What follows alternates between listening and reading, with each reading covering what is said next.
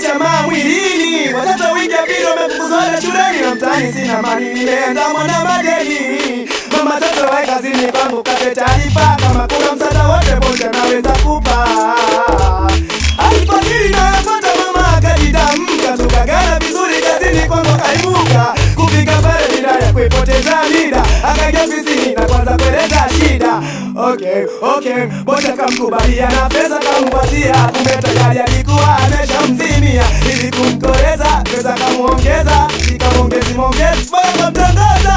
Mama kiangalia dada wacha nyumbani, dhiki kubwa mwepa kweli ya kuitamani. Na kama unavyoelewa mapenzi ya siku hizi, inalishailiwa tagaramia yote matumizi, kabidi ya kubali tena bila kipingamizi. Baada kupita kipindi mapenzi yakaanza shamiri, huku kawela misina lile wala hili. Bosi akaanza nipa safari nyingi za kikazi, ili kiondoka pate nafasi ya kumwaga razi. Hadi kufika hapo mimi sikuelewa kama kuna picha ninayochezewa. Wafanya kazi wenzangu wakaja nishtua kwamba siku hizi waifu wangu bosi anamchukua. Kwa kuwa nilimwamini sana waifu nilibisha, lakini baada kuchunguza nikaja hakikisha. Nikamwambia mama toto bila akakataa, nikimweleza bwana mkubwa itakuwa kizaza, itakuwa kizaza.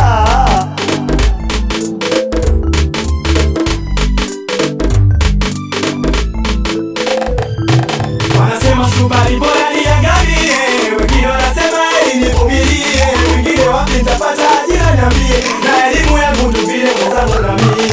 Watoto wataishi kwenye yapi mazingira, kimwambia bwana mkubwa nitaikosa ajira.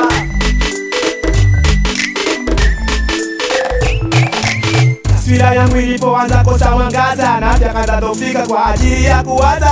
Hata muda mrefu haukuchukua, nikazidi changanyikiwa pale nilipogundua kwamba kazizi wangu wa waridi la maisha amebeba mimba kwenye mazingira alonitatanisha. Nilijisi mweke kama kindayokosa wazazi, nikashindwa na kula wala kupata usingizi. Nikaona kesha kuomba manani anijalie mwelekeo, huku kivuta subira kusubiri matokeo.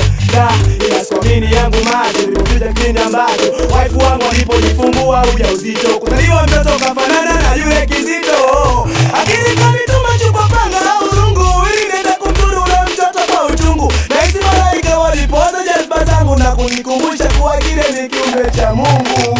Bila siku tatu akaja fanya kazi wenzangu, kunipa pongezi wakiwa na ule bosi wangu. Machungu yalinijaa moyoni, lakini nilishinda bado nifanye nini? Nilimwharibia bosi ndafukuzwa kazini, wadhifa wake unafanya pate nyanya sana. Mikuishi hivyo nafsi yangu inakataa, natofia endapo kazi nitaikosa. Utototaishi vipi na mshauri wa kupata mwenzenu mimi.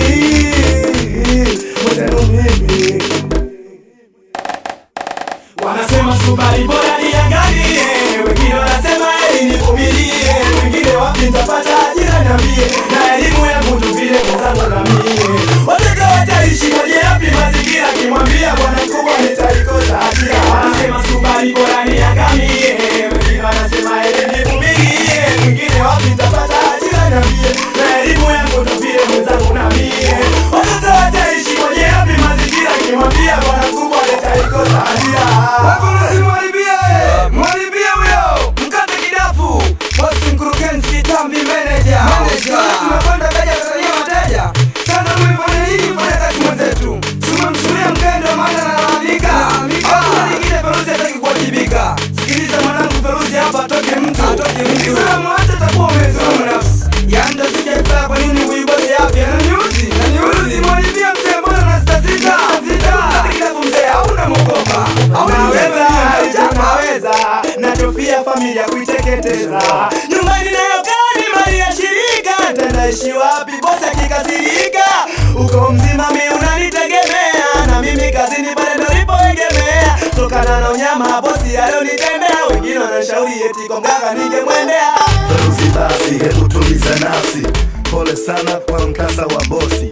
Tumombe Mungu aondoe mikosi, achana na visasi, utakuja jijutia. Yani shakuwa nuksi, ndoa na ibilisi. Basi chana karatasi, talaka 3 so dawa ya mkosi. Jua unatoa chansi ya huru mikasi, vikibilisi na vichocheo vya bosi. Mkeo vilimshawishi aonekane ni muasi, we ubaki na kazi, uroda alipewa bosi. Ngawa kwa nia njema ili wanao wasile nyasi. Yo, vumilia, ni mtihani umepitia, mshinde shetani hata vita vinatwambia. Mungu anasamehe na wewe